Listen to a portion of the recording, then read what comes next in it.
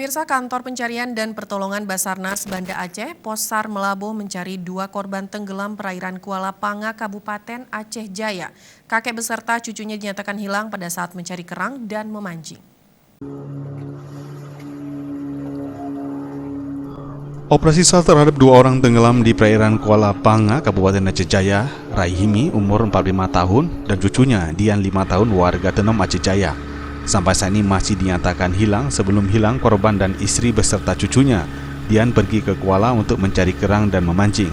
Pada pukul 12.00 WIB, istri korban yang sedang mencari kerang merasa kehilangan cucunya dan suaminya yang sedang memancing. Kedua korban belum diketahui keberadaannya dan diduga tenggelam di Kuala Panga. Kantor Pencarian dan Pertolongan Basarnas Banda Aceh sudah memerintahkan Posar Melabuh untuk mencari kedua orang korban tersebut. Pencarian dilakukan dengan menggunakan 2 unit perahu karet dan pencarian dilakukan di seputaran Kuala Panga. Tim rescue SAR direncanakan besok Rabu akan melanjutkan pencarian dengan teknik menyisir 2 mil dari pinggiran pantai hingga ke Pelabuhan Calang menuju Panga. Tim Liputan Aceh TV.